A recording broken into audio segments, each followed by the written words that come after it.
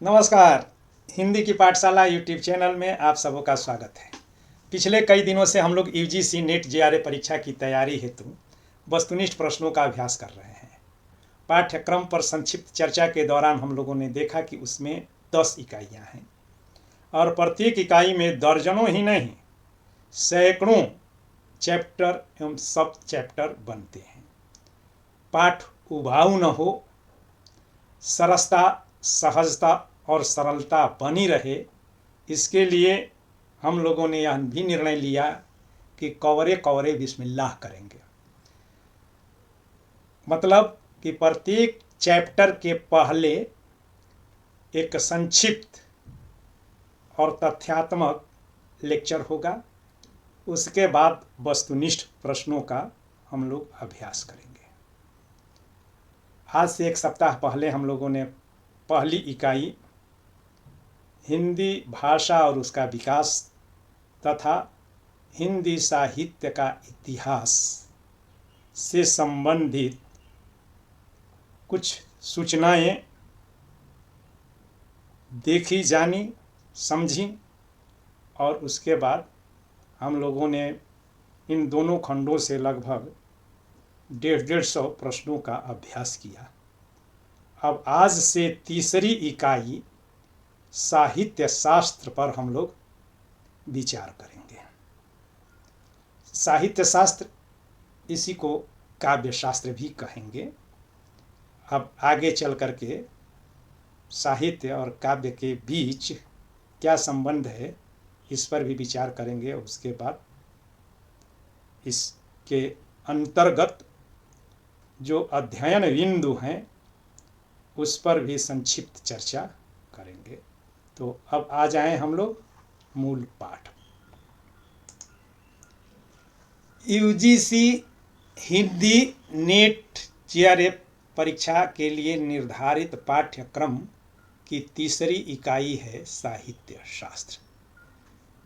पूरी इकाई को देख लीजिएगा, इसमें कहीं भी साहित्य शब्द का उल्लेख नहीं हुआ है, मगर इस इकाई का नाम ही है साहित्य शास्त्र।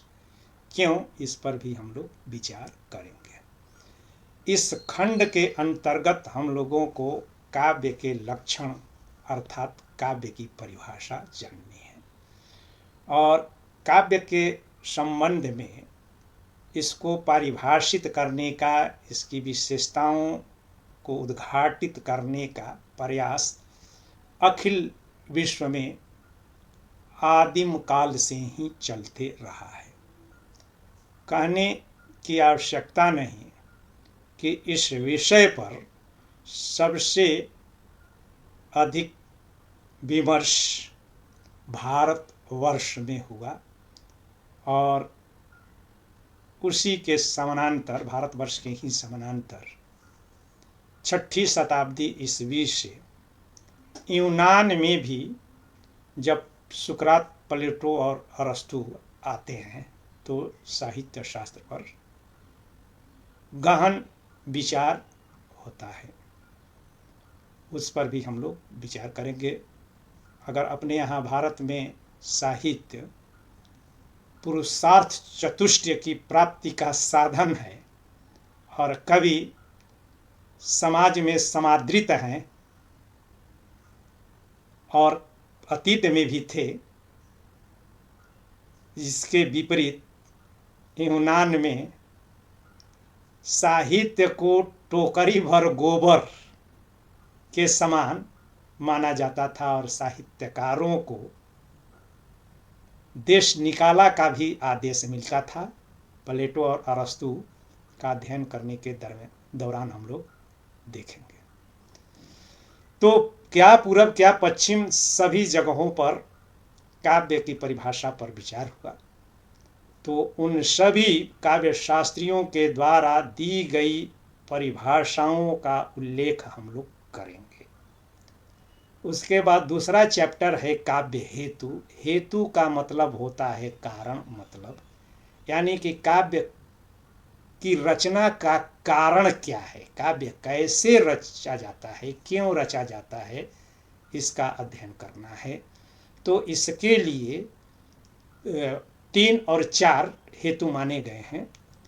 प्रतिभा, व्युत्पत्ति, अभ्यास और एक चौथा, यद्यपि उसको उतना महत्व नहीं मिला जितना कि इन तीनों को मिला, वह है समाधि। उसके बाद का चैप्टर है काव्य प्रयोजन। प्रयोजन का मतलब उद्देश्य, किस उद्देश्य से काव्य लिखा जाता है। तो इसके संदर्भ में कि इससे धर्म, अर्थ, काम और मोक्ष की प्राप्ति होती है, कैसे, इस पर भी विचार करेंगे। और सबसे व्यवहारिक और सफल लक्षण दिया मम्मट ने, जब वे कहते हैं कि यस्य अर्थ व्यवहार विदेश शिवेतर छते, उस पर भी आगे विचार करेंगे। उसके बाद काव्य की परिभाषा तो हो गई, उसके लिए किन किन तत्वों की आवश्यकता होती है और उन तत्वों के आधार पर काव्य के तत्व पर विचार करेंगे। और कि कला पक्ष, भाव पक्ष, और उसमें कला पक्ष में भाषा, ध्वनि, शब्द शक्ति, अलंकार, रीति, गुण आदि पर विचार होता है। और इसके चलते अनेक संप्रदाय बन गए या काव्य के सिद्धांत तय हुए और उनको रस संप्रस्थान या संप्रदाय या सिद्धांत कहा गया। तो रस संप्रदाय या संप्रस्थान या सिद्धांत एक हुआ। दूसरा अलंकार संप्रदाय या सिद्धांत या संप्रस्थान। वैसे ही रीति, ध्वनि, वक्रोक्ति और औचित्य संप्रदाय, संप्रस्थान या सिद्धांत का उल्लेख होगा। उसके बाद काव्य का मुख्य प्रयोजन होता है आनंद, रस की प्रतीति कराना। तो रस की उत्पत्ति कैसे होती है और उसको श्रोता या दर्शक ग्रहण कैसे करता है, इससे संबंधित रस निष्पत्ति के सिद्धांतों पर भी विचार हम लोग करेंगे। उसके बाद कला पक्ष के अंतर्गत, यानी कि शब्द क्या है या काव्य क्या है, तो एक तरह से शब्दों का समयक, सारगर्भी और अर्थवत्तापूर्ण समायोजन है। तो एक ही शब्द स्थान विशेष से या प्रयोग की दृष्टि से एक से अधिक अर्थ देने लगता है।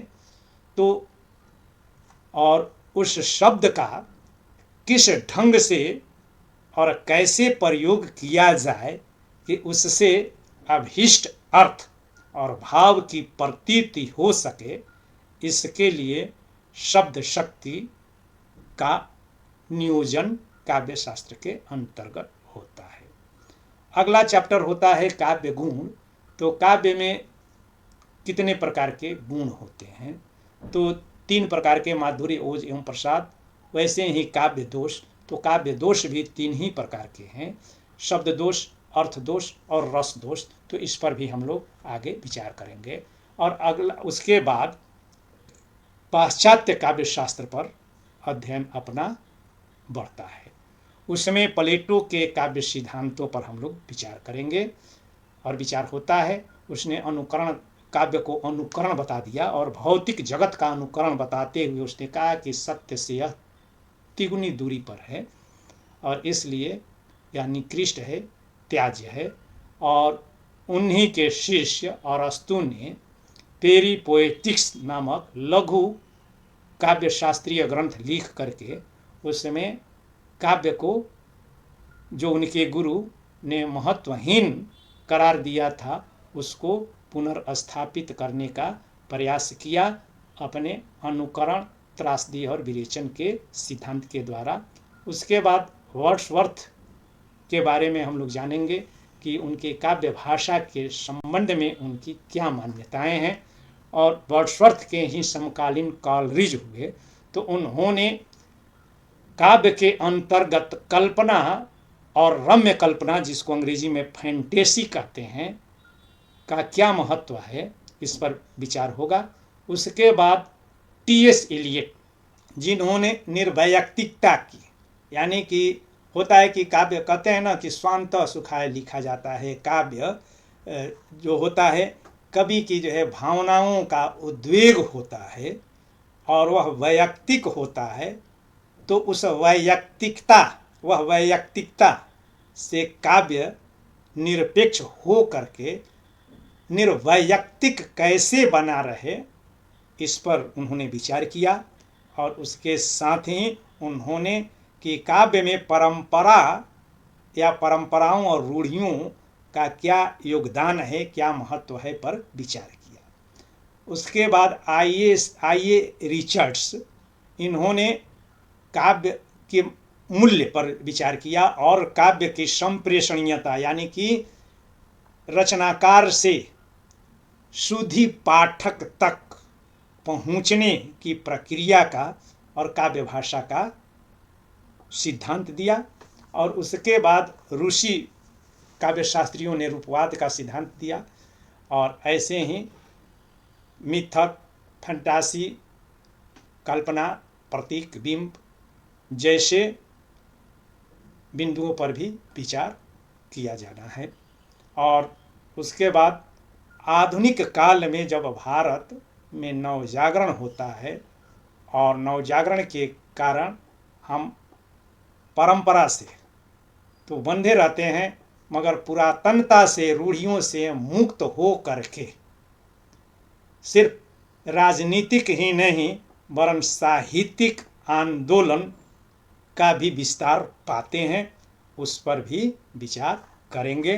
तो अभी यह पाठ्यक्रम है, इस पाठ्यक्रम के आलोक में हम लोग अब आएंगे पाठ के पहले बिंदु पर, जिसमें हम लोग काव्य की परिभाषा जानेंगे और साहित्य के बारे में जानेंगे।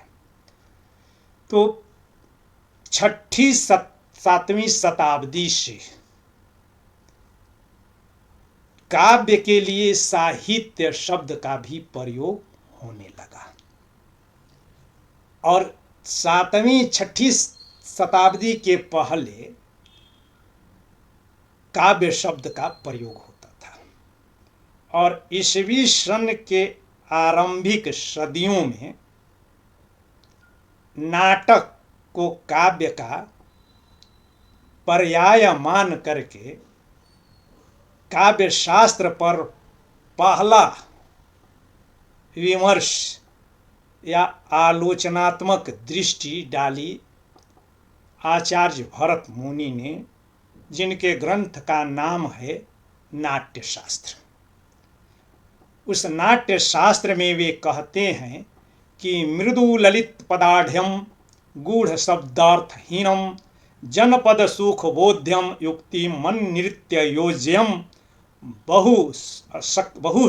बहुरस कृत मार्ग संधि संधान युक्त स भवति शुभ काव्यम नाट्य प्रेक्षकाणाम। नाट्य शास्त्र को, चूंकि वेद 4 हैं तो 5वां वेद के रूप में नाटक को उन्होंने स्थापित किया है। तो नाटक का महत्व दर्शाने के दरमियान ही काव्य का प्रसंग बस वे उल्लेख कर जाते हैं कि जिसमें पद कैसे हों, यानी कि नाटक का मुख्य उद्देश्य क्या है कि जनपद यानी कि जन को सुखी बनाना या उसमें सुख या सुख का बोध कराना, आनंदित करना। और वह कैसा होता है, तो वह जो है उसमें जो है शब्द तो गूढ़ होते हैं मगर वे अर्थवान होते हैं, अर्थयुक्त होते हैं और उसमें गूढ़ता न हो करके अस्पष्टता होती है, जिसमें नृत्य का भी आयोजन होता है और वह रसमय होता है और रस के द्वारा निर्मित मार्ग पर प्रेक्षक यानी कि दर्शक आगे बढ़ता है। तो कहने का मतलब कि उस समय नाटक और काव्य परस्पर संपृक्त है, नाट्य काव्य का ही अंग है। 6ठी शताब्दी ईस्वी में अपने यहाँ भर्तृहरि नामक काव्य शास्त्री, भाषा शास्त्री और योगी होते हैं और उन्होंने बहुत सारी रचनाएं की, जिनमें एक रचना का नाम है नीति शतकम। तो उस नीति शतकम से ज्ञात, अभी तक के ज्ञात अध्ययन में पहला प्रयोग वे करते हैं और कहते हैं साहित्य संगीत कला विहीन साक्षात पशु पुच्छ विषाणहीन, यानी कि साहित्य संगीत और कला से विहीन जो हैं वे पुच्छ और सिंह विहीन या से रहित पशुवत हैं, पशु के समान हैं। तो काव्य के रूप में नाटक को रखते हुए पहला उल्लेख नाट्य शास्त्र में भरत मुनि ने किया और दूसरा उल्लेख साहित्य के रूप में भर्तृहरि ने अपने नीति शतकम में किया। हम लोग कहा देखा कि जो है हमारे पाठ का नाम साहित्य शास्त्र है। तो 6ठी शताब्दी में जब साहित्य शब्द लिखित हुआ तो भाषा विज्ञान का एक में अर्थ परिवर्तन की दिशाएं होती है। तो उसके अंतर्गत अर्थ संकोच होता है, अर्थ विस्तार होता है और अर्थादेश होता है। तो काव्य को साहित्य ने एक तरह से काव्य शब्द का अर्थ संकुचित कर दिया और साहित्य ने विस्तार पा लिया। काव्य का अर्थ सिर्फ और सिर्फ कविता रह गया,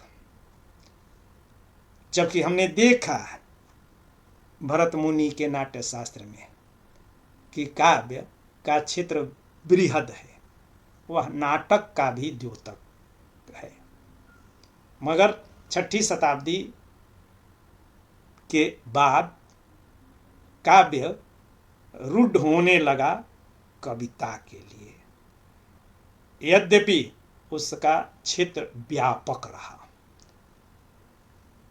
जिसमें मध्यकाल में संस्कृत के आचार्यों ने अनेक भेदोपभेद किए। काव्य को उन लोगों ने 2 भागों में पहले जो है बांटा, 3 रूप में, गद्य, पद्य और मिश्रित या चंपू काव्य। पद्य को उन लोगों ने पद्य ही जो है काव्य माना, को पद्य को ही काव्य के रूप में प्रसिद्धि मिली, चूंकि उस समय तक गद्य साहित्य उतना विस्तार नहीं पा सका था। और उसके बाद गद्य के अंतर्गत कथा साहित्य, जिससे आख्यान आख्यायिकाएं भी कहते हैं, अपने यहाँ बहुत सारी कथाएं हुई। पंचतंत्र की कथा, जातक कथाएं, बृहत कथा, सार जैसे बहुत सारी जो है कथाएं रची गई, जिसका विश्व के अनेक देशों में उस समय भी अनुवाद हुआ और अभी भी अनुवाद का कार्य चल ही रहा है। तो कथा साहित्य के अंतर्गत कहानी, जिसे आज लघु कहानी भी कहते हैं, तो कहानी और उपन्यास रखा गया। गद्य का दूसरा रूप नाटक हुआ, उसके बाद संस्मरण, उसके बाद रिपोर्टिंग, निबंध, ललित निबंध, आत्मकथा जैसे अनेक गद्य की विधाएं उत्पन्न हुई और मिश्रित या चंपू जिसमें गद्य और पद्य दोनों लिखा गया और साहित्य विस्तार पाते गया। यद्यपि जो अपना पाठ्यक्रम है उसमें साहित्य का अर्थ संकुचन हो गया है। साहित्य को परिभाषित करते हुए कहा गया है सहितस्य भाव साहित्यम, अर्थात जिसमें हित का भाव हो। हित किसका? यानी कि भावक का, गायक का, कवि का, यानी कि साहित्यकार का, और उस साहित्य के अध्ययन से समाज या सामाजिकों का हित हो, वही साहित्य है। तो हितकारी अनेक साहित्यिक विधाएं हैं। तो क्या सभी को साहित्य माना जाएगा? जैसे कि हम लोग इसको सरल ढंग से समझने के लिए हम लोग अब चलें दिल्ली के रामलीला मैदान या पटना के गांधी मैदान में, जहाँ प्रतिवर्ष सरस मेला और पुस्तक मेला का आयोजन होता है। उसमें अनेक दुकानें होती हैं, सैकड़ों की संख्या में, और उन दुकानों में स्टॉल में अलग अलग प्रोडक्ट के कुछ प्रचार के लिए, कुछ बिक्री के लिए दुकान होते हैं।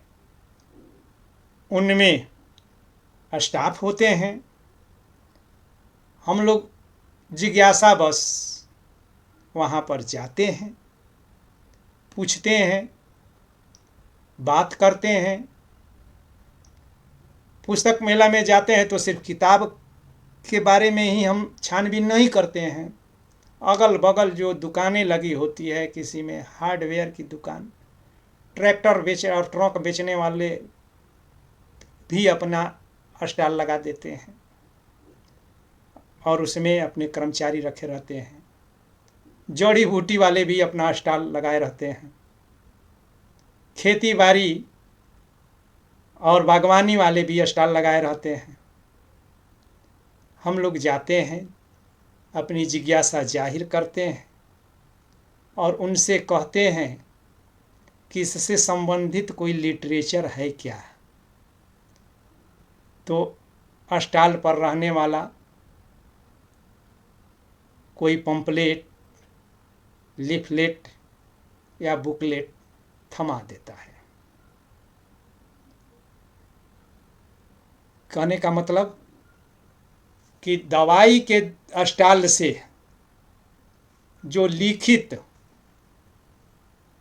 पंपलेट या बुकलेट या लिफलेट मिला वह भी लिटरेचर है।